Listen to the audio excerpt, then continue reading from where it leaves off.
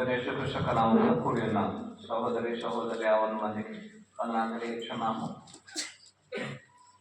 ఆశీర్వదించబడి నీ ప్రభు దినమందు మనమందరం కలిసి ఆయన మాటలు చదువుకొని హెచ్చరిక, క్షమాభివృద్ధి, ఆదరణ పొందుతూ మనమందరము ప్రభు వలె ఎదగడానికి ప్రయాసపడతాం. ఈరోజు మనము ఆలోచన చేయబడేటువంటి పాఠం ఏమిటంటే, అనుభవజ్ఞుడైన క్రైస్తవుని జీవితము. ఒక అనుభవం చెందిన క్రైస్తవుని జీవితం, లేకపోతే ఆత్మ సంబంధమైన అనుభవం కలిగిన క్రైస్తవుడు. ఆత్మ సంబంధమైన జీవితము ఒక వ్యక్తి ఎప్పుడు ప్రారంభించబడతాడో మనం తెలుసుకోకపోతే ఆ విధంగా జీవించడం అసాధ్యము. వాస్తవానికి ఎందుకు మనకు ఆత్మ సంబంధమైన జీవితం అంటే, దేవుడు మనల్ని సృష్టించినప్పుడు మనుషులను యథార్థవంతులుగా, నిర్దోషులుగా సృష్టించాడు. కానీ మనుషుల యొక్క అవిధేయత అతను పాపం చేయడానికి నడిపించబడినదే. అలాంటి ఒక వ్యక్తి దేవుని యొక్క జీవముల నుండి వేరుపరచబడ్డారని దేవుని యొక్క లేఖనములు స్పష్టంగా మనకి తెలియజేయబడుతుంది. అంటే మనుషులు పాపము చేసినప్పుడు దేవుని యొక్క జీవముల నుండి మనుషులు వేరుపరచబడతారు. కొలస్సీయులకు రాసిన పత్రికలోను మరియు ఫిలిప్పీయులకు రాసిన పత్రికలోను, ఎఫెసీయులకు రాసిన పత్రికలోను దేవుడు తెలియజేసే ఒకే విషయం అది. అనుజనులైనటువంటి వారు తాము స్వాభావికంగా చేసిన పాపమును బట్టి దేవుని యందు కలుగు జీవము నుండి వేరుపరచబడ్డారు. ఎఫెసీయులు 4:18 వారైతే అంధకార సంబంధమైన మనసు కలిగిన వారై తమ హృదయ కాఠిన్యము వలన తమలోనున్న అజ్ఞానము చేత దేవుని వలన కలుగు జీవముల నుండి వేరుపరచబడిన వారే. మనుషుడు ఎప్పుడైతే పాపం చేస్తున్నాడో స్వాభావికంగా, ఎఫెసియన్స్ 4:8, ఎప్పుడైతే మనుషుడు పాపం చేస్తున్నాడో, పాపం చేసినటువంటి మనుషుడు దేవుని ఎదురులో ఉన్నటువంటి జీవము నుంచి వేరుపరచబడుతున్నారు. ఆ విధంగా వేరుపరచబడుతున్నటువంటి మనుషుడు దేవునితో సహవాసము, ప్రభువునందు విమోచన, వీటిని ఎప్పుడైతే మనుషులు పొందుతున్నాడో మరలా జీవమును అతను పొందడానికి అవకాశం అనేది ఉన్నది. అంటే దాని అర్థము, ఒక మనుషుడు క్రీస్తులో రానంత వరకు ఆత్మ సంబంధమైన జీవితమును అతడు జీవించలేదు. ఆ మనుషుడు ఒకరోజు ఆరాధన కలుసుకొనవచ్చును, బైబిల్ చదవచ్చును, పాటలు పాడవచ్చును, సంఘంగా కూడుకోవచ్చును. అయినా సరే మనం ఆత్మ సంబంధమైన జీవము ప్రారంభించినటువంటి వారం కాదు. మనం క్రీస్తుకు దూరస్తులుగానే జీవించినటువంటి ఒక జీవితం అది. అయితే ఎప్పుడైతే మనుషుడు ప్రభువునందు రక్షణ పొందుతున్నారో, అంటే ప్రభువునందు విశ్వాసం వచ్చి మారు మనసు పొంది ఒప్పుకొని ప్రభువుకు లోబడి తండ్రి యొక్క, కుమారుని యొక్క, పరిశుద్ధాత్మ యొక్క నామములో బాప్తిసం పొందుతున్నారో అప్పుడు అతని ఆత్మ సంబంధమైన జీవితం అనేది ప్రారంభించబడుతుంది. అంటే దాని అర్థము, ఒక మనుషుడు ఆత్మ సంబంధంగా జన్మించేంత వరకు ఆత్మ సంబంధమైన జీవితం అనేది ప్రారంభించబడదు. ఉదాహరణ, ఒక మనుషుడు ఎలాగో భూ సంబంధంగా తన జీవితాన్ని ప్రారంభిస్తాడండి. పుట్టినప్పుడు భూ సంబంధంగా ఒక మనుషుడు పుట్టితే కానీ అతను తన జీవితాన్ని ప్రారంభించలేదు. అది మనమందరం ఎదిగినటువంటి ఒక సర్వసాధారణమైనటువంటి ఒక విషయం. మనుషుడు పుడితే తప్ప జీవితాన్ని ప్రారంభించలేదు. అలాగే ఒక వ్యక్తి ఆత్మ సంబంధంగా పుడితే తప్ప ఆత్మ సంబంధమైనటువంటి జీవితం అతడు ప్రారంభించలేదు. కాబట్టి ఒక ఆత్మ సంబంధమైన జీవితం అనేది ఎప్పుడు ప్రారంభించబడుతుందంటే, ఎప్పుడైతే ఒక మనుషుడు ఆత్మతోనూ సత్యముతోనూ ఆ మనుషుడు ఆత్మతో సత్యముతో దేవుని యొక్క మాటలను విని ఆత్మ మూలంగా, నీటి మూలంగా బాప్తిసం పొందుతున్నారు. అప్పుడు ఆ మనుషుడు ఆత్మ సంబంధంగా తన యొక్క జీవితాన్ని ప్రారంభిస్తాడు. అయితే కొంతమంది తన యొక్క జీవితంలో 50 సంవత్సరములు ఆత్మ సంబంధమైన జీవితాన్ని ప్రారంభించి ఉండొచ్చును. కొంతమంది 15 సంవత్సరములు, 20 సంవత్సరములు, 30 సంవత్సరములు, 40, 50 ఏదో ఒక రకమైన ఒక వయసులో ప్రతి ఒక్కరు తమ యొక్క ఆత్మ సంబంధమైన జీవితమును ప్రారంభించి ఉంటారు. అయితే విషయం ఏమిటంటే, మన యొక్క పాఠాలను అనుసరించి ఏ మనుషుడు ఎప్పుడు తన ఆత్మ సంబంధమైన జీవితమును ప్రారంభించినాను కాలమును బట్టి మనుషులను అంటే క్రైస్తవులను కాలమును బట్టి దేవుడు కొలుస్తాడు.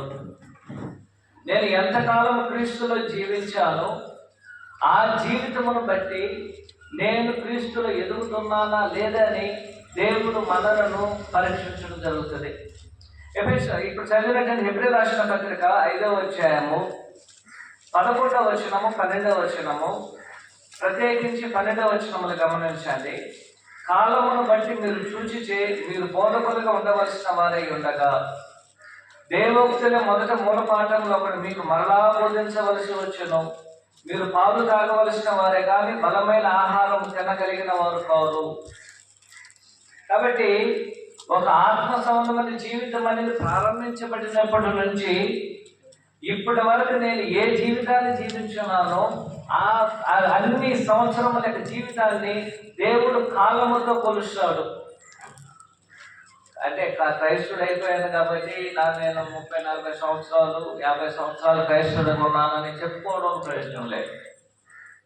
నేను ఎప్పుడైతే నూతన జన్మ పొందుతున్నానో అప్పుడు ఆత్మ సంబంధమైన జీవితం అనేది ప్రారంభించబడుతుంది.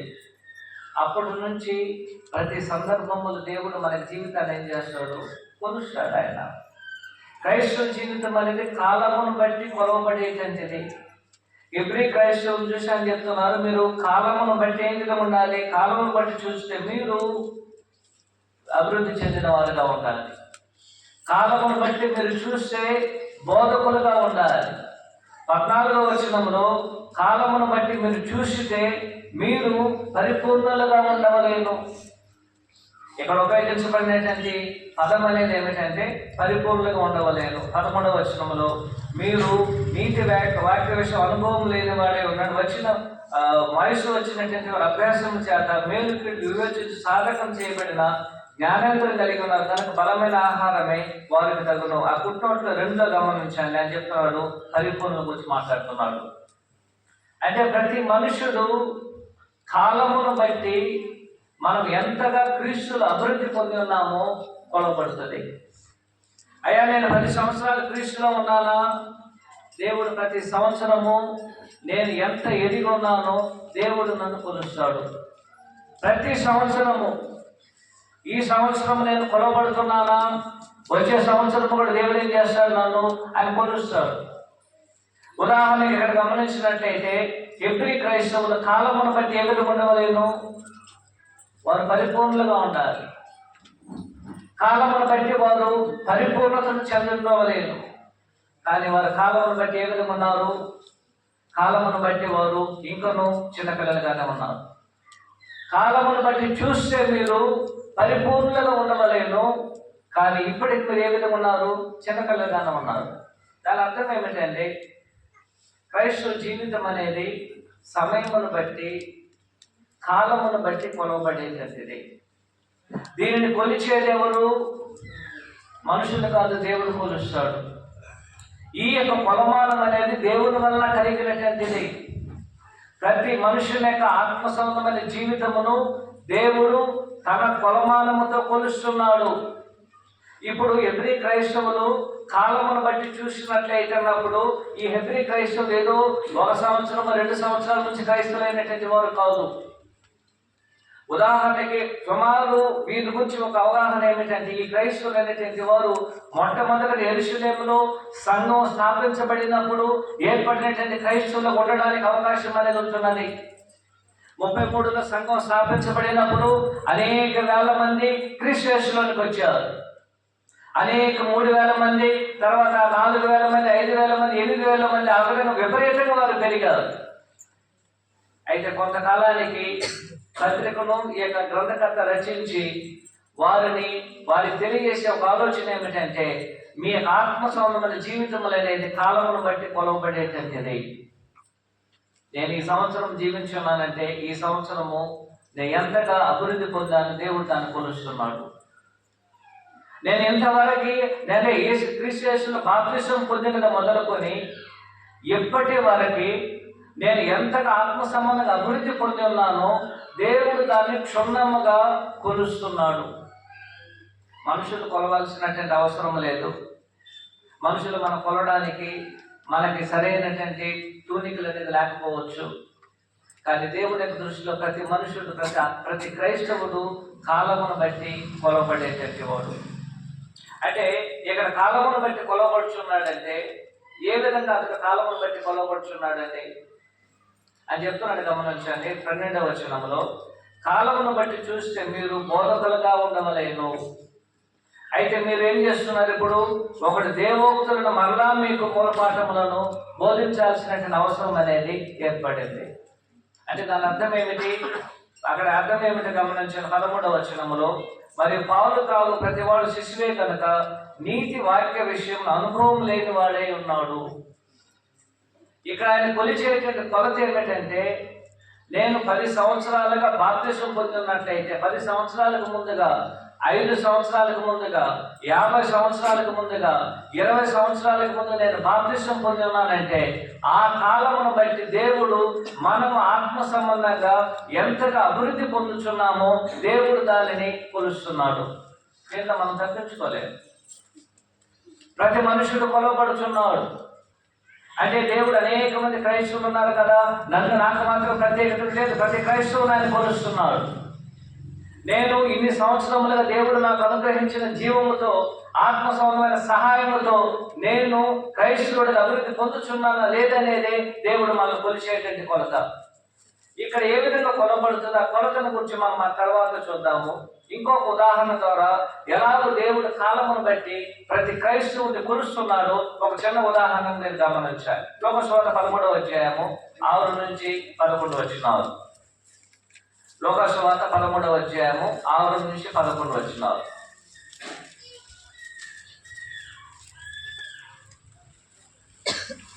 లోకసువార్త 13, 6 నుంచి 9 వచనాలను చదువుతాను. మరియు ఆయన వారితో ఈ ఉపమానమును చెప్పెను. ఒక మనుషుడు ద్రాక్ష తోటలో అంజూరపు చెట్టు ఒకటి నాటబడి ఉండెను. అతడు దాని పండు వెతికి వచ్చినప్పుడు ఏమీ దొరకలేదు.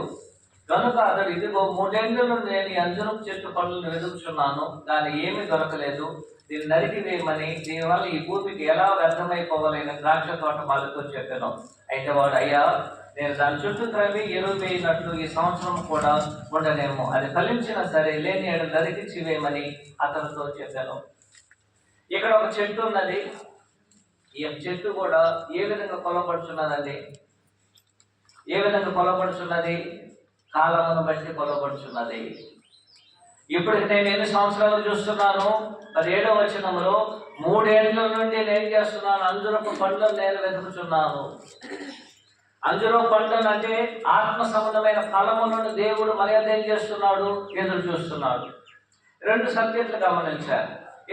ఇప్పుడు మనం చదివినటువంటి హెబ్రీ పత్రికలో ఒక సబ్జెక్ట్ అనేది డిఫరెంట్గా ఉన్నది. ఇక్కడ లోకసువార్త 13వ అధ్యాయంలో సబ్జెక్ట్ అనేది డిఫరెంట్గా ఉన్నది. 2 ఆత్మ సంబంధమైనటువంటి అభివృద్ధిని గురించే మాట్లాడుతున్నది. అయితే ఈ 2 కూడా దేవుడు తన కాలము చేత కొలుస్తున్నాడు. ఇప్పుడు మనము హెబ్రీ పత్రికకు వచ్చినట్లయితే ఇక్కడ కాలమును బట్టి ఏక విలువలతో దేనిని బట్టి ఆయన కొలుస్తున్నాడండి? కాలం అనేది మనం కొలుస్తాం. ఎన్ని సంవత్సరాల నుంచి నేను క్రైస్తవయ్యానో దానిని బట్టి దేవుడు ఏం చేస్తున్నాడు? నన్ను కొలుస్తాడు. అయితే మనం ఏ విధంగా ఎదిగామా లేదని ఎలా కొలుస్తున్నాడు ఆయన? ఇప్పుడు 5వ అధ్యాయంలో 12, 13, 14 వచనాలు గమనించండి. ఏ విధంగా మనల్ని కాలమును బట్టి కొలుస్తున్నాడు ఆయన. 12వ వచనంలో, కాలమును బట్టి చూస్తే మీరు బోధకులకు ఉండవలసిన వారే ఉండగా దేవోక్తుల మొదటి మూల పాఠములను ఒకడు మీకు మరలా బోధించవలసి వచ్చెను. ఒక వ్యక్తి ఆత్మ సంబంధంగా అభివృద్ధి పొంది ఉన్నాడంటే అభివృద్ధి అనేది హెబ్రీ పత్రిక 5వ అధ్యాయం ప్రకారము ఎంతగా మనము దేవుని యొక్క వాక్యము నేర్చుకొని ఉన్నామో దానిని బట్టి కొలవబడేటువంటిది. ఏం చెప్తున్నాడు? కాలమును బట్టి చూస్తే మీరు బోధకులుగా ఉండవలేను. కానీ ఇప్పుడు మీరు ఏ విధంగా ఉన్నారు? ఇంకా మీకు మూల పాఠములు బోధించాల్సినటువంటి అవసరం అనేది ఏర్పడింది. అంటే దానికి అర్థం ఏమిటంటే ప్రతి క్రైస్తవుడు కాలమును బట్టి దేవుని యొక్క లేఖనములను నేర్చుకోవలేను. ప్రతి సంవత్సరము దేవుని యొక్క లేఖనములకు వచ్చినటువంటి ప్రావీణ్యత అనేది మనకు ఉండవలేను. ప్రతిరోజు దేవుని యొక్క వాక్యమును మనము తెలుసుకోవలేను. ఇక్కడ తెలియజేస్తున్నాడు, గమనించండి. మీరు కాలమును బట్టి చూస్తే మీరు బోధకులుగా ఉండవలేను. కానీ మీరు ఏ విధంగా ఉన్నారు? మీరు ఇంకా కూడా దైవోక్తులని అంటే మూల పాఠాల మీద ఉంచున్నారు. ఇప్పుడు ఉద్దేశం ఎందుకు ఆ విధంగా చెప్తున్నారండి? 11వ వచనం గమనించాలి. ఎబ్రీ 5వ అధ్యాయం 11వ వచనం. ఇందును గూర్చి మేము చెప్పవలసిన సంగతులు అనేకమైన ఉన్నవి, కానీ మీరు వినుటకు మందులైనందువలన వాటిని విశిష్టపరచడం కష్టము. సమస్య అనేది ఏమైంది? సమస్య ఏమిటంటే ఇక్కడ ఉన్నటువంటి గ్రంథకర్త అక్కడున్న క్రైస్తవులకి అనేకమైన ఉపదేశములను, అనేకమైన దేవుని యొక్క ఉపదేశమును వాళ్ళకి తెలియజేయాలని కోరుకుంటున్నారు. ఉదాహరణకి యేసుక్రీస్తు మెల్కీసెదెకును పోలి ఉన్నాడు. మెల్కీసెదెకు యేసుక్రీస్తును పోలి ఉన్నాడంటే ఆ మెల్కీసెదెకు ఎవరో తెలియజేయాలని గ్రంథకర్త చాలా ఆసక్తి కలిగి చెప్పాలనుకుంటున్నారు. కానీ వారు చెబితే ఏం చేయడం లేదు, వారు తెలుసుకునే పరిస్థితుల్లో లేదు. రెండోది అని చెప్తున్నారు, ఆయన పాత నిబంధన అంతా కూడా దేనికి పోలి ఉంటున్నది? 10వ అధ్యాయం 1వ వచనం హెబ్రీ పత్రిక ప్రకారము పాత నిబంధన ధర్మశాస్త్రం అంతా కూడా కొత్త నిబంధనకి ఏ విధంగా ఉన్నదంటే ధర్మశాస్త్రము ఛాయగా ఉన్నది, అంటే నీడగా ఉన్నది. కొత్త నిబంధన మనకి ఏ విధంగా ఉన్నది? మనకి నిజమైనదిగా ఉన్నది. అంటే దానికి అర్థం ఏమిటంటే పాత నిబంధనలో ఉన్న ప్రతిదీ కొత్త నిబంధనలకు నిజ రూపమును తెలియజేయాలి. ఉదాహరణకు 9వ అధ్యాయాన్ని మనం చూసుకున్నాం అనుకోండి. 9వ అధ్యాయం వచ్చినప్పుడు ఎబ్రీ రాసిన పత్రిక ఎబ్రీ 9వ అధ్యాయానికి వచ్చినప్పుడు ఆ యొక్క 9వ అధ్యాయంలో తెలియజేసే ఒక విషయం ఏమిటంటే ఆయన దేవాలయాన్ని తీసుకున్నారు. ఒక దేవాలయాన్ని తీసుకున్న పాత నిబంధనలు వారికి ఉన్నటువంటి ఇశ్రాయేలుకు ఉన్నటువంటి దేవాలయం అది. ఆ దేవాలయం అనేది 3 భాగాలకు విభజించబడుతుంది. ఒకటి అతి పరిశుద్ధ స్థలము, రెండోది పరిశుద్ధ స్థలము, మూడోది ఆవరణము. అతి పరిశుద్ధ స్థలములో దేవుని యొక్క మందసం అనేది ఉంటుంది. ఆ మందసములో మూడు రకాలైన వస్తువులు ఉంటుంది. ఒకటి నిబంధన ఫలకం ఉంటుంది, రెండోది వచ్చి అహరోను చిత్రించిన కర్ర ఉంటుంది, మూడోది వచ్చి వారికి ఇవ్వబడిన మన్నాన్ని తెచ్చేయబడుతుంది. బంగారు పాత్రలో దేవుని యొక్క మందసములో ఉంటుంది. అలాగనే అతి పరిశుద్ధ స్థలములో దేవుని యొక్క సువర్ణ ధూపార్తి అనేది ఉంటుంది. పరిశుద్ధ స్థలానికి వచ్చినప్పుడు అక్కడ బల్ల ఉంటుంది. ఆ బల్ల మీద 12 రొట్టెలు అనేది ఉంచబడి ఉంటుంది. ఆ 12 రొట్టెలు అనేది అక్కడ వారు 2 వరుసలుగా పేర్చబడుతుంది. తర్వాత దీపస్తంభం అనేది ఉంటుంది. ఆవరణంలోకి వచ్చినప్పుడు బలిపీఠం ఉంటుంది. అక్కడ గంగాళం అనే ఒక పెద్ద సముద్రం అనేది ఉంటుంది. అంటే ఒక పెద్ద నీళ్లు ఉండేటంటే ఒక స్థలం అనేది అక్కడ ఉంటుంది. వీటన్నిటిని ఎందుకు తెలియజేస్తున్నాడంటే ఇవన్నీ కూడా ఏ విధంగా ఉన్నదని చెప్తున్నాడు ఆయన. ఇవన్నీ కూడా నేనగా ఉన్నది, నిజ స్వరూపం అనేది కొత్తలో ఉంటున్నది. కాబట్టి ఆ యొక్క ప్రత్యక్ష గుడారము లేక దేవాలయంలో ఉన్న ఒక్కొక్క వస్తువుని దేవుడితో పోల్చుతున్నాడు ఆయన. కొత్త నిబంధనలో ఉన్నటువంటి వారితో పోల్చడానికి ఆయన ప్రయత్నం చేస్తున్నారు. ఆనాడు మందసం అంటే దాని అర్థం ఏమిటి? మందసం అనేది దేని గురించి మాట్లాడబడుతున్నది? మందసములో ఉన్నటువంటి మన్నా దేని గురించి మాట్లాడబడుచున్నది? మందసములో ఉన్నటువంటి అహరోను చిగురించిన కర్ర దేని గురించి మాట్లాడబడుచున్నది? మందసములో ఉన్నటువంటి ఆ యొక్క మన్నా లేకపోతే 2 పలకలు అనేది దేనిని గుర్తించబోతుందో, మరి సువర్ణ ధూపార్తి దేని గురించి తెలియజేయబడుతుందో ఒక్కొక్క విషయమును ఇక్కడ ఉన్నటువంటి హెబ్రీ క్రైస్తవులకు ఆయన వివరించాలని చేస్తున్నాడు. ఆయన ప్రయత్నం చేస్తున్నారు. కానీ వారు వివరించడానికి ప్రయత్నం చేసినప్పుడు వారిని దాన్ని వినడానికి వారు ఏ విధంగా ఉన్నారంట? మందులుగా ఉన్నారు. వారికి అర్థం కావడం లేదు. ఆ విధంగా అర్థం కావడానికి గల కారణం ఏమిటంటే వారు కొత్తగా అయినటువంటి క్రైస్తవులు కాదు. అయితే వారి ఆత్మ సంబంధమైన అభివృద్ధి కాలమును బట్టి చూస్తే వారు ఏ విధంగా ఉన్నారు?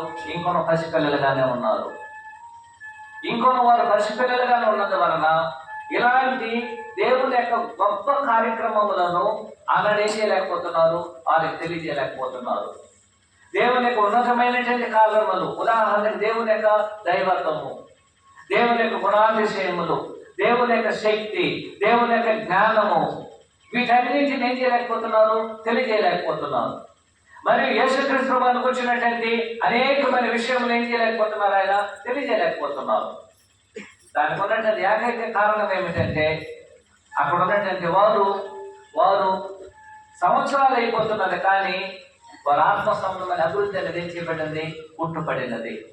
ఆ విధంగా కుంటుపడడానికి ఒక కారణం ఏమిటంటే దేవుని యొక్క లేఖనములను వారు తెలుసుకోకపోవడము.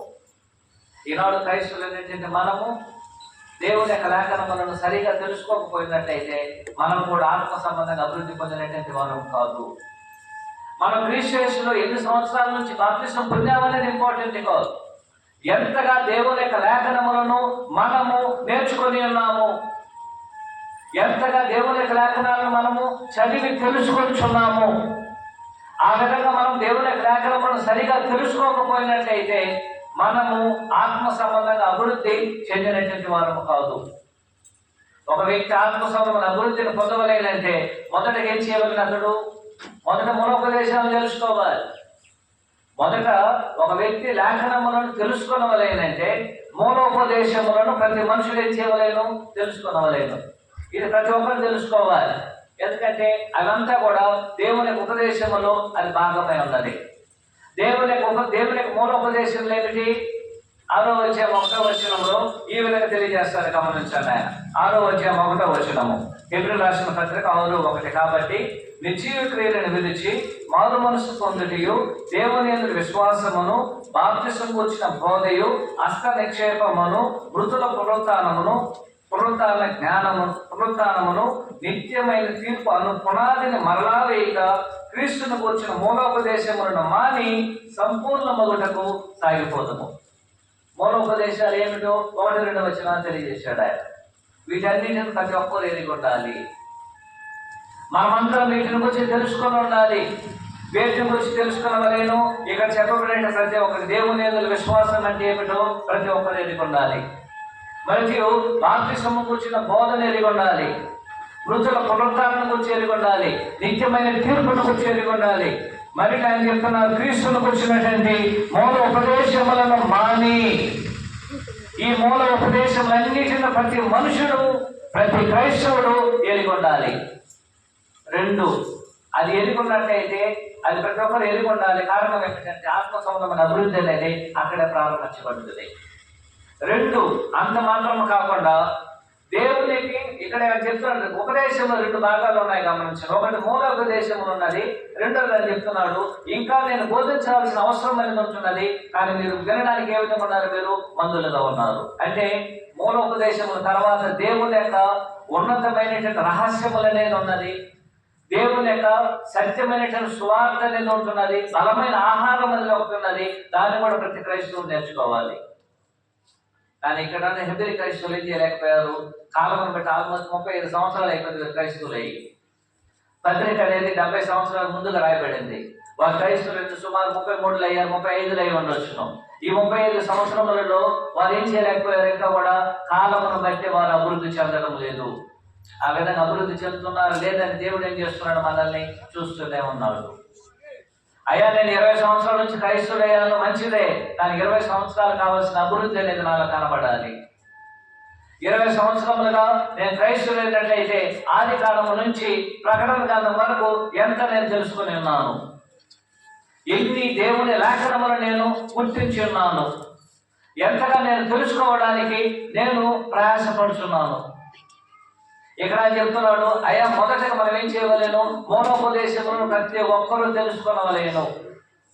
2, ఆయన చెప్తున్నాడు, దేవుని యొక్క మర్మములన్నిటిని, దేవుని యొక్క సంకల్పం అంతటిని ప్రతి మనుషులు ఏం చేసుకునవలేను, తెలుసుకునవలేను. దేవుని యొక్క సత్యం అనేది సంపూర్ణంగా తెలుసుకోవడం. ప్రతి క్రైస్తవుడు ఎంతగా తెలుసుకుంటున్నాడో దానిని బట్టి ప్రతి మనుషుడు అతని యొక్క ఆత్మ సంబంధమైన అభివృద్ధి అనేది కొలవబడుతుంది.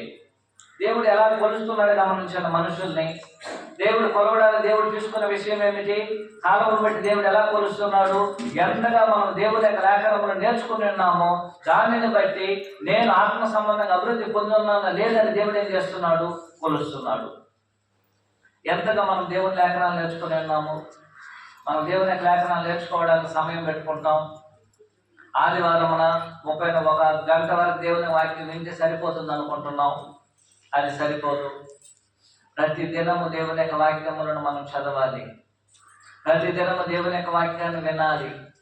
ఎందుకంటే మనం అనుకుంటున్నాం ఈ భూమి మీద మనం నిత్యం ఉండిపోతాం అనుకొని. లేదు, ఈ భూమి మీద మనం ఉండేది నిత్యం కాదు, కొంతకాలంగా ఉంటాం. ఎప్పుడు చనిపోతాం కూడా మనకు తెలియదు. చనిపోయినటువంటి మనము నిత్యత్వములు దేవుని వలన మనము లెక్కించబడవలేనంటే మనం చేయాల్సినటువంటి విషయం ఏమిటి?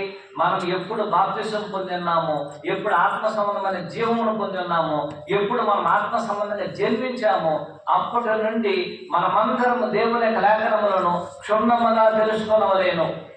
ఎంత అవసరం అండి అది. యేసుక్రీస్తు భూమి మీద ఉన్నప్పుడు సర్వసత్యాన్ని మనకు తెలియజేయలేదు. ఆనాడు సర్వసత్యాలు యేసుక్రీస్తు గురించి చేయలేదు, ఆయన అపోస్తలులకు తెలియజేయలేదు. అయితే సర్వసత్యం ఎంత ముఖ్యమైనదో ఆయనకు తెలుసు కాబట్టి ఆయన చెప్పారు, నేను వెళ్ళిపోతున్నాను, వేరొక ఆదరణకర్త వస్తాడు, ఆయన మిమ్మల్ని సర్వసత్యములోనికి నడిపించును. ఎందుకు మనుషునికి సర్వసత్యం అవసరము? సర్వసత్యం అనేది మనుషుడు ఆత్మ సంబంధమైన జీవితమును కొలవడానికి దేవుడు ఉపయోగించుకునే ప్రమాణికం. అది నేను ఎంతగా దేవుని యొక్క సత్యాన్ని తెలుసుకొని ఉన్నానో దానిని బట్టి నేను అంతగా ఎదుగున్నానని దేవుడు మనకు తెలియజేస్తాడు. ఆ విధంగా మనం తెలియజేసినప్పుడు దేవుని యొక్క సత్యం అనేది మనం ప్రతి ఒక్కరు ఎరగవలేదు. ఆ విధంగా ఎరగకపోయినట్టు ఏమవుతుంది? మనం ఇంకా పసిపిల్లలుగానే ఉంటున్నాం. ఇంకనూ మనం పసిపిల్లలుగా ఉన్నట్లయితే మన ఆత్మ సంబంధమైన జీవితం అనేది అభివృద్ధి చెందదు. ఆత్మ సంబంధమైన జీవితం అభివృద్ధి చెందవలేనంటే దేవుడు ఉపయోగించే ఒక ప్రామాణికం ఏమిటంటే మనమందరము ఎంతగా దేవుని యొక్క లేఖనములను ఎరుగున్నామో దానిని బట్టి దేవుడు మన ఆత్మ సంబంధమైన జీవితమును కొలుస్తున్నాడు. అనేక సందర్భాలలో మనం ఆ విధంగా ఎరగకపోవడము చాలా దురదృష్టకరమైనటువంటిది. ఆనాడు హిందూ క్రైస్తవులకి ఈనాడు ఇక్కడున్న ప్రభు సంఘానికి ఏం వ్యత్యాసం లేదు. కాలమును బట్టి చూస్తే సుమారు 30 సంవత్సరాలు లేక 30 సంవత్సరాల క్రీస్తు సంఘం ఉంది. కానీ ఎంతమంది దేవుని యొక్క లేఖనాలు నేర్చుకుంటున్నాం? అనేక సందర్భాలు ఇక్కడ కూర్చు కూడా మనం నిద్రపోతాం. కారణం ఏమిటంటే దేవుని యొక్క లేఖనాల్లో మనకున్నటువంటి సీరియస్నెస్ తెలియదు. దేవుని యొక్క లేఖనాలు వినడం ఎంత ముఖ్యమో మనకు తెలియకపోవడము. దేవుని యొక్క లేఖనాలను తెలుసుకుంటే దానిని బట్టి దేవుడు మనం గురుస్తున్నాడనే విషయం మనం గుర్తించలేకపోవడము. కాబట్టి ఏ క్రైస్తవుడైనా సరే కాలమును బట్టి ఆత్మ సంబంధంగా దేవుని వల్ల కొలవబడేటువంటి వాడు. నీకు ఎంతగా దేవుని లేఖనాలు తెలుసు? మత్తయి సువార్త నుంచి ప్రకటన గ్రంథం వరకు, ఆది కాండము నుంచి మలాకి గ్రంథం వరకు 66 పుస్తకాలు ఉన్నాయి. 66 పుస్తకాల పేర్లు తెలిసా కూడా మనకు తెలియదు. ఆ పేర్లు ఉన్నదాన్ని కూడా మనకేం చేయదు, తెలియకపోవడం. అలా లేనట్లయితే మనకి ఆత్మసంబంధం అభివృద్ధి దేవుడు కొలవడం లేదండి, కొలుస్తున్నారు. అలాంటి హెబ్రీ క్రైస్తవులు చూసి అని చెప్తున్నారు, అయ్యా మీరు కాలమును బట్టి చూస్తే మీరు పరిపూర్ణ చెంది ఉన్న వాళ్ళని కానీ మీరు శిష్యులుగానే ఉన్నారు. మనల్ని ఇప్పుడు కొలిసేసారు, మనం అదే విధంగా ఉన్నాం. ఇక్కడ ఉన్నట్టు మీరు కాలమును బట్టి చూసి మీరు బోధకులుగా ఉండవలేదంటే ఇక్కడ ఉన్నటువంటి బోధకులు అంటే ఈ విధంగా దేవుని యొక్క వాక్యాన్ని అందరికీ బోధించేటువంటి వారిగా కూడా పరిగణించబడుతుంది. ఈవెన్ ఒక కాలమును బట్టి చూస్తే నేను నా కుటుంబానికైనా ఒక బోధకుడిగా ఉండాలి అలాంటి ఉద్దేశంతో చెప్పబడినటువంటిదే. కాలమును బట్టి చూస్తే నా యొక్క ఇంటికి నేనేం చేయాలి? నేను దేవుని యొక్క వాక్యాన్ని బోధించాలి. రెండోది ఆయన తెలియజేస్తున్నారు, గమనించండి. ఆ విధంగా ఎవరైతే కాలమును బట్టి అభివృద్ధి చెందకుండా ఉన్నారో అది వారికి అవమానకరము.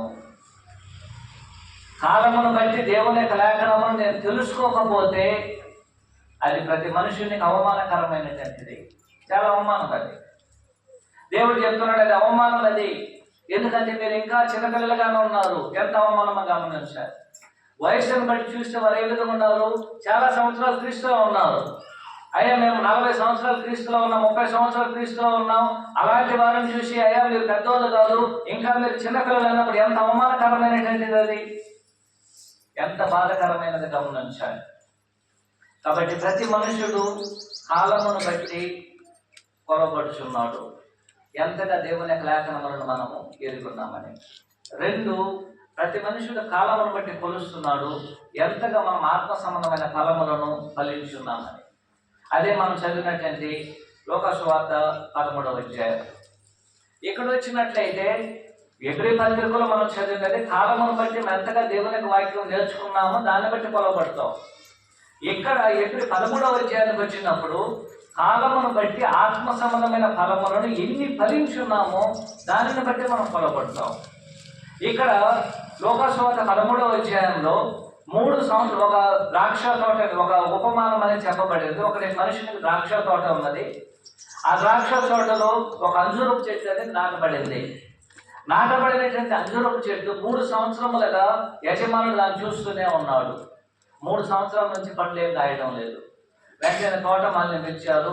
తోటమాలిని పిలిచినట్టు యజమానుడు చెప్పారు, అయ్యా 3 సంవత్సరాలుగా ఈ చెట్టు ఇక్కడ నాటబడింది, ఇక్కడే అది ఆ యొక్క ద్రాక్ష తోటలో ఉంది, కానీ 3 సంవత్సరాల నుంచి నేను పండ్లు ఎదుగుతున్నాను కానీ కనబడటం లేదు.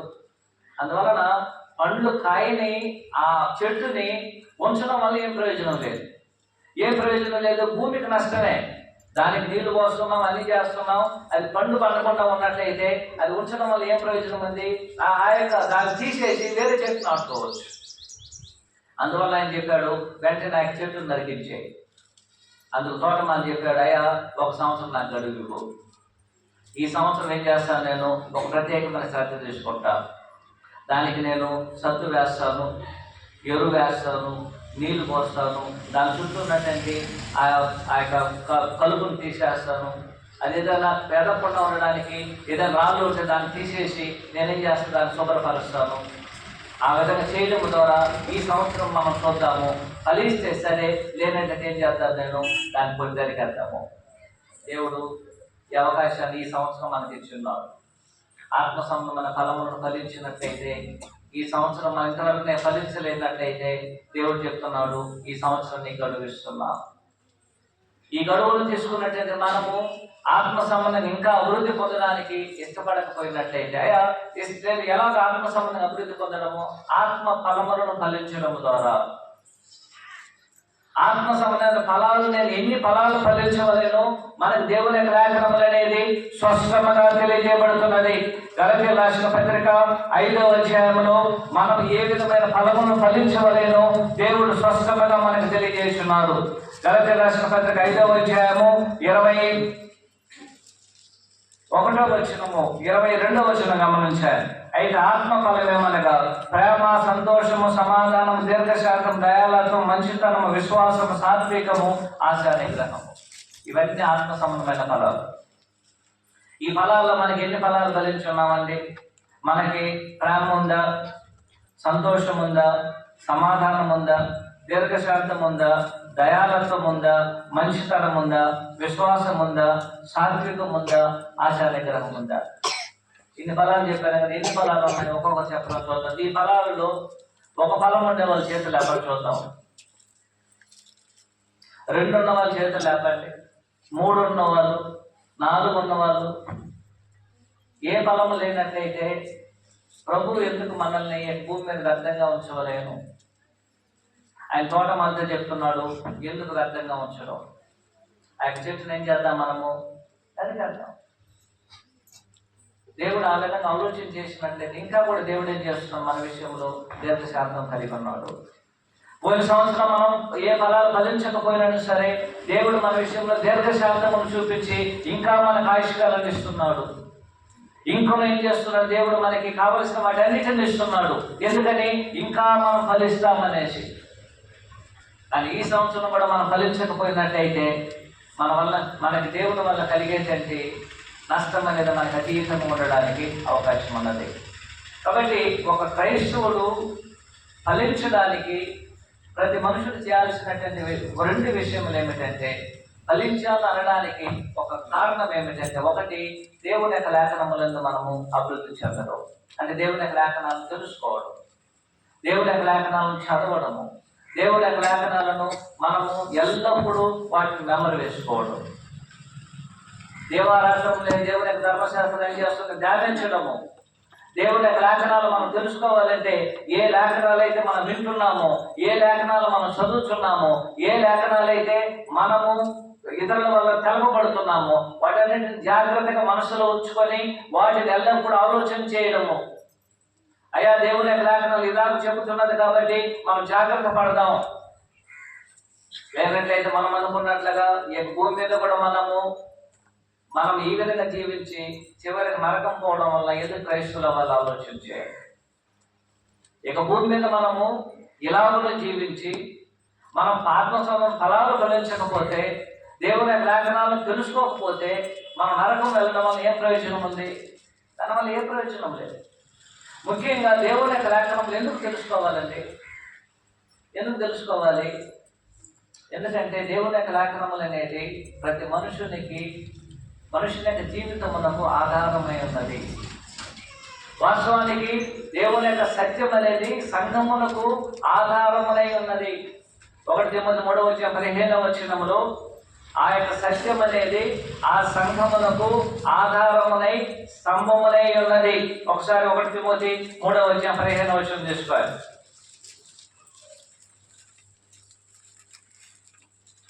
3:15 అయినా నేను ఆలస్యం చేసినట్లు దేవుని మందిరం అనగా జీవము గల దేవుని సంఘములో జనులు ఎలాగో ప్రవర్తించవలేనో అది నీకు తెలపవలని ఈ సంగతులకు రాయచున్న ఆ సంఘము సత్యమును స్తంభమును ఆధారమునై ఉన్నది. సంఘమే దేని మీద కట్టబడి ఉన్నది? దేని మీద కట్టబడిందండి? సత్యం మీద. ఆ సత్యాన్ని మనం తెలుసుకోకపోయినట్లయితే ఎలా జరుగుతుంది? సరే, ఇప్పుడు మనం ప్రశ్నిద్దాం. అక్కడ ఉన్నటువంటి ఎవ్రీ క్రైస్తవులు దేవుని యొక్క లేఖనములను, అంటే సత్యమును, దేవుని యొక్క లేఖనములను తెలుసుకోవడానికి దేవుడు ఇచ్చినటువంటి ఒక సమయాన్ని మనం చూసాం. కొంతకాలం దేవుడు ఇచ్చారు. రెండోది, దేన్ని వారు తెలుసుకున్నవలే? దేవుని యొక్క లేఖనములు తెలుసుకున్నవలేను.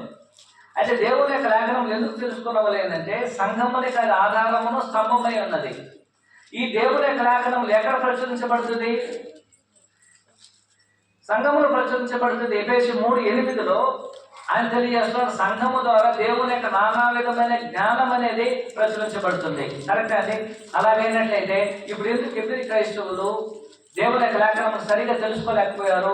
దానికి గల ఒక కారణం ఏమిటంటే 10:24 ప్రకారము ఎందుకు వారు దేవుని యొక్క లేఖనం సరిగా తెలుసుకునలేదు? ఒక కారణం అనేది ఇక్కడ విశ్లేషించబడుతుంది, గమనించారు.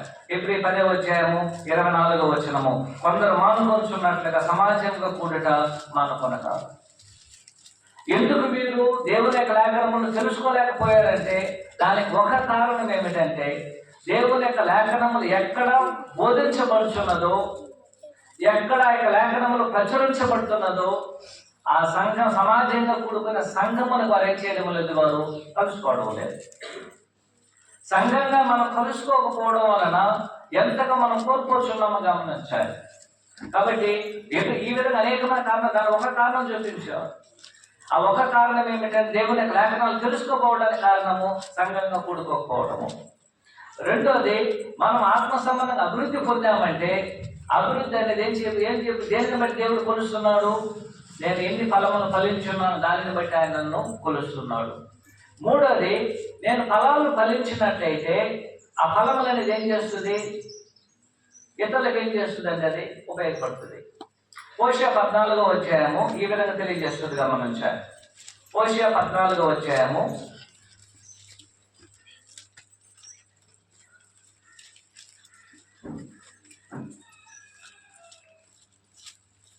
5-6 చెట్టుకు మంచు ఉన్నట్టు నేను అతను పొందును, తామర పుష్పం పెరిగినట్లు అక్కడ అభివృద్ధి నొందును, లెబనోను పర్వతం దాని వేలు తన్నున్నట్లు వారు తమ వేలును తన్నుదురు, అతని కొమ్ములు విశాలముగా పెరుగును, ఒలివ చెట్టు కలిగిన సౌందర్యం అతని కలుగును, లెబనోనున్నంత సువాసన అతని పొందును. ఒక ఎదిగినటువంటి చెట్టుకి ఉన్నటువంటి ఒక గుర్తులు చెప్తున్నాడు ఆయన. ఒక ఎదుగు చెట్టుకి ఏ విధంగా ఏం చేస్తుంది? అది పెద్దగా ఎదుగుతుంది. ఆ విధంగా ఎదిగినప్పుడు దానికి అనేకమైన వేర్లు అనేది ఏం చేస్తుంది? అది ఎదగడం జరుగుతుంది. లోపలి భూమిలో చూసుకొని పోతుంది. అది తర్వాత అది పండ్లు కాస్తుంది. పండ్లు కాసి పుష్పాలు కాస్తుంది. సరిపోతుందా? పండ్లు కాసిన వెంటనే ఏమవుతుంది? ఇప్పుడు ఏమి అభివృద్ధి జరుగుతుందో గమనించిన 6వ లెబనోను ఉన్నంత సువాసన అతని కొండను. ఇప్పుడు మామిడి చెట్టు దగ్గరికి వెళ్ళామనుకోరు. మామిడి చెట్టు దగ్గరికి మనం వెళ్ళినట్లయితే మన కళ్ళు, ఎవరైనా కళ్ళు మూసేసి మన కళ్ళను మూసి ఒక మామిడి చెట్టు దగ్గరికి మనం తీసుకెళ్ళిన వెంటనే ఆ పండ్లు కాసి ఉన్నట్లయితే ఏ స్మెల్ వస్తుంది? మనకి మామిడి స్మెల్ వస్తుంది. అదే ద్రాక్ష దగ్గర తీసుకెళ్తే ద్రాక్ష స్మెల్ అనేది వస్తుంది, ద్రాక్ష పండ్ల స్మెల్ వస్తుంది. అంటే ఏ చెట్టు పండ్ల దగ్గరికి మనం వెళ్ళినా సరే ఆ పండ్లు అనేది మనకు సువాసన ఇస్తుంది. కరెక్ట్ అండి? ఏ చెట్టు దగ్గరికన్నా అదే జరుగుతుంది. మంచి చెట్టు, ఏ చెట్టు, మామిడి చెట్టు దగ్గరికి వెళ్తే మామిడి చెట్టులో ఫలములు అనేది కాసి ఉన్నట్లయితే ఆ చెట్టు దగ్గరికి వెళ్ళిన వెంటనే మనకు సువాసన ఇస్తుంది. ఇప్పుడు ఆయన చెప్తున్న ఆత్మ సంబంధమైన అభివృద్ధి అనేది ఒకటి లేఖనములు ఎదగడం మాత్రం కాదు, 2 ఆత్మ సంబంధ ఫలములను ఫలించడం మాత్రం కాదు, 3 ఆత్మ సంబంధమైన అభివృద్ధి అనేది ఇతరులకి ఉపయోగపడేటది, ఇతరులకు సువాసన ఇస్తున్నది. ఆ పండ్ల వలన మనుషులు ఏం చేయబడుతున్నాడు? ఇప్పుడు ఇతరులకు సువాసన ఇస్తున్నాడు. ఆయన 6వ వచనములు తెలియజేస్తూ అతని సముద్రం కలుగు లెబనోను సువాసన అతని పొందును. అతని దగ్గరికి వెళ్తే సువాసన వస్తుంది. ఒక ఆత్మ సంబంధమైన వ్యక్తి అభివృద్ధి పొంది ఉన్నాడంటే అతడు ఇతరులకు ఉపయోగపడేటటువంటి వాడు, ఇతరులకు అతడు సహాయం చేసేవాడు. అతని దగ్గరికి వెళ్ళినట్లయితే ఏదో ఒక సువాసన అనేది మనం పొందడానికి అవకాశం ఉంది. కాబట్టి ఆత్మ సంబంధమైన అభివృద్ధిని దేవుడికి ఏ విధంగా కొలుస్తున్నాడంటే 3 రకాలుగా కొలుస్తున్నాడు. ఒకటి, దేవుడు కొలిచేటువంటి కొలత ఏమిటంటే దేవుని యొక్క లేఖనములు మనం ఎంతగా తెలుసుకున్నామో దానిని బట్టి మనకు ఆత్మ సంబంధమైన అభివృద్ధి కొలబడుతుంది. 2, ఆత్మ సంబంధమైన ఫలములను ఎన్ని ఫలిస్తున్నామో ఆ సౌందర్యమును బట్టి దేవుడు మనల్ని ఏం చేస్తున్నాడు? కొలుస్తున్నాడు. అదే ఇక్కడ 6వ వచనం గమనించినట్లయితే అది కొమ్మలు విశాలంగా పెరుగును, ఒలివ చెట్టు సౌందర్యము అతనికి కలుగును. ఒక వ్యక్తి ఆత్మ సంబంధమైన ఫలములను మనము ఫలించినట్లయితే అది దేవుని దృష్టిలో సౌందర్యమైనటువంటిది. పరిశుద్ధత ఎంత సౌందర్యమైనది, నీతి ఎంత సౌందర్యమైనది, యథార్థత ఎంత సౌందర్యమైనది. ఒక వ్యక్తి ఆత్మ సంబంధంగా అభివృద్ధి పొంది ఆత్మ ఫలములను కలిగి ఉన్నట్లయితే అది ఎంతో అందమైనది, సౌందర్యమైనటువంటిది. 3వది అని చెప్తున్నాడు, ఆత్మ సంబంధంలో అభివృద్ధిని దేవుడు ఎలా కొలుస్తాడంటే ఇతరులకు నువ్వు ఎంత సువాసన ఇస్తున్నావో దానిని బట్టి మన ఆత్మ సంబంధం అభివృద్ధి అని దేవుని వలన కొలవబడుతుంది. కాబట్టి దీనికి మనం కొత్త ఆలోచన చెప్పాల్సిన అవసరం ఉంది. దేవుని లేఖనం స్పష్టంగా చెప్పబడింది. నేను క్రీస్తు యేసులోనికి వచ్చినప్పటి నుంచి దేవుడు నన్ను ప్రతి సంవత్సరం కొలుస్తూనే ఉన్నాడు, ప్రతి సంవత్సరం కొలుస్తున్నాడు. నేను ఎంతగా దేవుని లేఖనాలు నేర్చుకొని ఉన్నాను. 2, ఎన్ని ఆత్మ సంబంధ ఫలములు నేను ఫలించున్నాను. 3, ఎంతగా నేను ఇతరులకు ఉపయోగపడుచున్నాను. అటు మనుషులకి అటు దేవుడికి ఎలాగంతగా ఉపయోగపడుచున్నానో దేవుడు ఏం చేస్తున్నాడు? దాన్ని చూస్తున్నాడు. ఆ యొక్క వ్యక్తి ఏ విధంగా ఉన్నాడని చెప్తున్నాడు ఆయన, ఇతరులకు సువాసన ఇచ్చేటటువంటి వాడు. అతనికి సువాసన దేవునికి ఉన్నది, ఇతరులకు కూడా ఉన్నది. ఇతరులు అతను మనం ఉపయోగపడేటువంటి, ఇతరులకు అతను ఉపయోగపడేటువంటి వాడు, ఇతరులకు అతడు అనేక రకాల సేవ చేసేవాడు, ఇతరులకు సహాయం చేసేటువంటి వాడు. ఎందుకంటే ఆ ఆత్మ సంబంధమైన ఫలములు అనేది అతను ఫలించున్నాడు. కాబట్టి ఆ ఫలములైన నిజంలో ఫలించినటువంటి వారికి ఆ సువాసన దించబడవలేను, ఇతరులకు అది దొరకవలేను. ఆ విధంగా జీవించేటువంటి వాడే నిజమైన క్రైస్తవుడు. ప్రశ్న ఏమిటంటే 2025 సంవత్సరంలో నేను ఎంతగా దేవుని లేఖనాలను నేర్చుకోబోతున్నాను. 2, ఆత్మ సంబంధమైన ఫలములు నేను ఎన్ని ఫలించబోతున్నాను. 3, ఎంతగా నేను క్రీస్తు యేసునందు పరిశుద్ధముగా నేను ఎంతగా ఏం చేయబోతున్నాను, ఇతరులకు సహాయం చేయబోతున్నాను, ఇతరులకు నేను ఉపయోగపడబోతున్నాను. ఈ ఆత్మ సంబంధమైన అభివృద్ధి అనేది ఎలా కలుగుతుందంటే 1, యేసుక్రీస్తు నందు ఉన్నటువంటి సహవాసాన్ని బట్టి కలిగేటది. యేసుక్రీస్తు నందు సహవాసం లేకపోతే మనం బాగా పొందలేము. ఎందుకంటే ఈ 3 కూడా యేసుక్రీస్తు కృపలో ఉంటాయి. ఏ 3 యేసుక్రీస్తు కృపలో ఉంది? 1, ఆయన దేవుని యొక్క లేఖనములకు ప్రావీణ్యత కలిగినటువంటి ఆయన. 2, ఆయన ఆత్మ సంబంధంగా అభివృద్ధి చెంది ఆయన పరిపూర్ణమైనటువంటి ఆయన. 3, ఆయన ఇతరులకు ఉపయోగపడినటువంటి ఆయన. ఉదాహరణ తీసుకొని యేసుక్రీస్తు చనిపోయేటప్పుడు ఆయన మరణం అనేది ఎలాగున ఈ 3 జరిగించిందో ఒకసారి మీరు ఆలోచించారు. 1, యేసుక్రీస్తు మరణిస్తున్నప్పుడు ఆయన ఏం చేశారంటే ఆయన దేవుని లేఖనం సమస్తమును ఎరిగినటువంటి వాడిగా ఉన్నాడు. అందుకే ఆయన దేవుని తండ్రిని చిత్తమైన నెరవేరుతుంది అర్థం చెప్పారు. 2, ఆయన యొక్క మరణం అనేది పరిపూర్ణతను మనకు తీసుకొచ్చింది. ఒక పరిపూర్ణమైన మాదిరిని ఆయన మనకు అనుగ్రహించారు. 3, ఆయన యొక్క మరణం అనేది మనకందరికి ఉపయోగపడింది. ఆయన మరణించకపోతే మన పాపాలకు క్షమాపణ లేదు. ఆయన మరణించకపోతే మనము ఆత్మ సంబంధంగా జీవించే వారము కాదు. ఆయన మరణించకపోతే ఆయన యొక్క మరణం అనేది మనకు జీవము. ఇతరులకు ఉపయోగపడింది ఆయనకు మరణము. ఆయన జీవితం అనేది ఇతరులకు ఉపయోగపడినది. ఆయన యొక్క మాటలు ఇతరులకు ఉపయోగపడుతున్నది. ఆయన త్యాగము ఇతరులకు ఉపయోగపడేటువంటిది. అలాంటి యేసుక్రీస్తు వారి జీవితాన్ని జీవించాలని మనం కోరుకున్నట్లయితే మనము కూడా అలాగున్న ఆత్మ సంబంధంగా అభివృద్ధి వైపుకి నడిపించబడాలి. ఆ విధంగా ఎంతమంది అయితే నడిపించబడుతున్నారో వారి నిజమైన క్రైస్తవులకు దేవుని యొక్క దృష్టిలో కొలబడుతున్నారు. పోయిన వరకు పోనీ 2024 సంవత్సరంలో మనం మంచిని చూసి ఉంటాం, చెడును చూసి ఉంటాం. 2024 సంవత్సరంలో కష్టంలో ఉంటాం, సంతోషంలో ఉంటాం. 2024 సంవత్సరంలో మనం బాధల్లో ఉండొచ్చును, దుఃఖంలో ఉండొచ్చును, మరి ఆనందంలో ఉండొచ్చును. 2024 సంవత్సరాలు అనేది మంచిని తీసుకొచ్చింది, చెడుని తీసుకొచ్చింది. అయితే 25వ సంవత్సరం అనేది మనము వెళ్తున్నామంటే ఇక మీదటైనా సరే మనం మేల్కొని ఆత్మ సంబంధమైనటువంటి జీవితమును ఇక మీదటైనా ప్రారంభించి దేవుని యొక్క లేఖనము నేర్చుకోవడానికి ప్రయాసపడతాం. దేవుని యొక్క లేఖనాలు నా పైన చదవడానికి తెలియలేకపోయినా సరే, ఎక్కడైనా సరే ఇప్పుడు చదవడానికి తెలియకపోయినా సరే ఏం చేస్తుంది, ఇప్పుడు దేవుని యొక్క వాక్యాన్ని వినడానికి MP3 వచ్చేసింది. మీ మొబైల్లో దేవుని వాక్యాన్ని వినవచ్చు. చదువు రాలేదని చెప్పడానికి అవకాశం లేదు. దేవుని లేఖనం నేర్చుకోవడానికి ఇప్పుడు ఏం చేయవచ్చు, మనము ఆ యొక్క MP3ని పెట్టుకొని దేవుని యొక్క లేఖనములు అనేది రికార్డ్ చేయబడిన దాన్ని మనం వినవచ్చును. అనేక సందర్భాలలో దేవుని యొక్క వాక్యాన్ని వినడానికి యూట్యూబ్లో అనేకమైనటువంటి ఛానల్స్ ఉన్నాయి. మరియు సహోదరు సంఘము ద్వారా దేవుని యొక్క వాక్యం అనేది ఎలాగో రికార్డ్ చేయబడి అనేకమైనటువంటి యూట్యూబ్లో పెట్టడం జరుగుతుంది. ఆ విధంగా దేవుని యొక్క లేఖనాలు మనం నేర్చుకోవచ్చు. ఇక మీద మనం దానికి సాగు చెప్పలేము.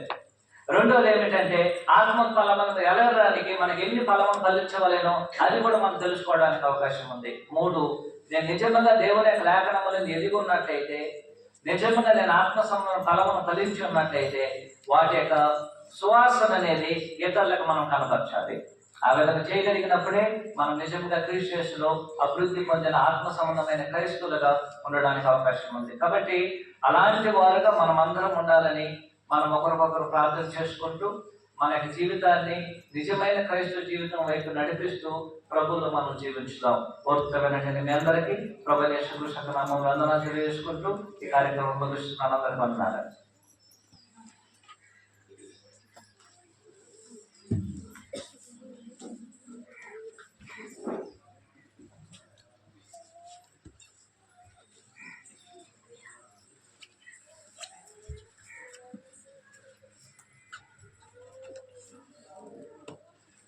ఇప్పటివరకు కూడా వాక్యం బోధించాలని ప్రభు యేసుక్రీస్తు ఉన్నారు. ఆరాధన కార్యక్రమం మరొక భాగము ప్రభుల కార్యక్రమము దాన్ని నడిపించవలసిందిగా సారు జీబాబు గారిని అందకోరుచున్నాం.